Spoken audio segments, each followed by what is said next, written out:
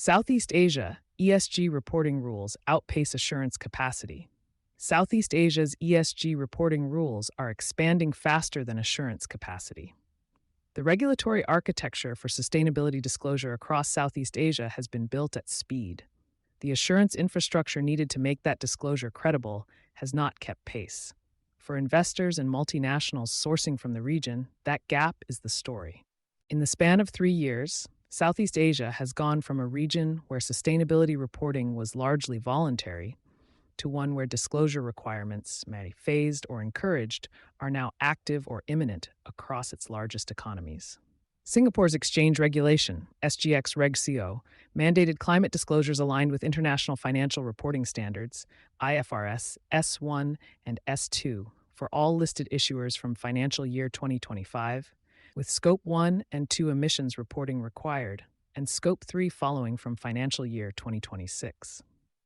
Malaysia's National Sustainability Reporting Framework, NSRF, closely aligned with ISSB standards, requires large main market companies to report from 2025. Indonesia and Thailand are implementing or developing ISSB-aligned frameworks for listed companies at varying stages of mandatory rollout, and the Philippines formally adopted mandatory ISSB-aligned sustainability reporting through SEC Memorandum Circular No. 16 in December 2025, with Tier 1 companies, those with market capitalization above PHP 50 billion, required to report from 2027, covering fiscal year 2026, followed by smaller listed companies and large non-listed entities in subsequent years. The pace of regulatory change has been, by any measure, remarkable. What has not moved at the same speed is independent assurance. KPMG's analysis of Hong Kong-listed companies found that only 6.7% obtained independent assurance with meaningful description of scope and process, a figure broadly representative of the regional assurance deficit.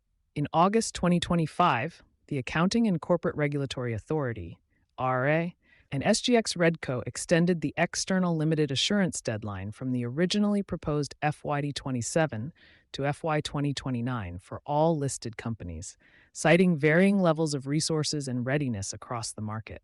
Scope 3 reporting, previously mandated from FY 2026, is now voluntary until further notice for all but Straits Times Index constituents. The gap between reporting and verification is wider than it was originally designed to be, and it just got wider. Companies are being asked to report before the system is designed to check what they report. Why the assurance gap is wider than the headlines suggest. The timing mismatch between reporting mandates and assurance requirements is only part of the problem. The deeper issue is that many Southeast Asian companies, particularly those outside Singapore's top-tier listed cohort, are producing their first-ever structured climate disclosures using data systems that were never built for external scrutiny. Intuition's ESG lifecycle analysis identifies manual spreadsheets as the dominant data collection tool across the region, with inconsistent measurement periods, weak audit trails, and a lack of shared data definitions between facilities and corporate reporting teams. These are exactly the conditions that produce disclosure, which looks complete and falls apart under examination. The audit trail problem is compounded by capacity constraints on the assurance side. The pool of qualified sustainability assurance providers in Southeast Asia is small relative to the volume of companies now required to disclose. Firms that cannot access a qualified assurance provider before a deadline are not required to obtain assurance in the early reporting years, but they are still required to disclose. The result is a growing body of filed sustainability data that carries the authority of a regulatory requirement without the credibility that verification would provide. What Singapore's leadership role actually means for the rest of the region. Singapore occupies a structurally unusual position in Southeast Asian sustainability reporting. As a regional financial hub, its standards carry influence well beyond its own listed companies. As Socius documented in April 2026, Singapore's decision to extend mandatory reporting beyond listed companies to private entities is significant. It signals that sustainability disclosure is becoming a mainstream corporate obligation rather than a capital markets requirement.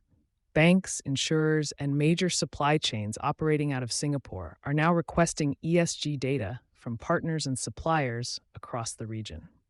Companies that cannot produce credible data risk losing financing and market access, regardless of whether their home market has a formal mandate yet. That dynamic creates a two-tier regional market. Larger listed companies in Singapore, Malaysia, and Hong Kong are investing in data infrastructure and beginning the process of assurance readiness.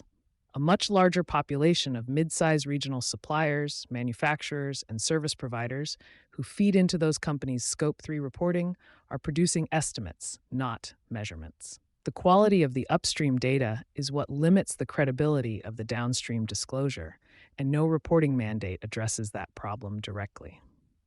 The specific risk for multinationals sourcing from the region, for European and North American companies with supply chains in Southeast Asia, the mandatory reporting frameworks create a false sense of data availability. The fact that a supplier is now required to file a sustainability report does not mean that report contains data precise enough to feed a Scope 3 inventory. Regional default emission factors, which are often based on outdated national averages and calibrated for conditions that differ materially from specific facilities, are widely used as substitutes for primary data. A filed sustainability report built on those factors can look complete while understating or overstating actual emissions by a significant margin. The question for procurement and sustainability teams sourcing from the region is not whether their suppliers are reporting. Increasingly, they are. The question is whether the reported figures were produced with the rigor that an assurance engagement, a regulatory review, or a Scope 3 audit would require. In most cases across Southeast Asia today, the honest answer is that nobody has checked. You've been listening to Sustainability Soundbites by Environment and Energy Leader. For partnership opportunities, please reach out to our team.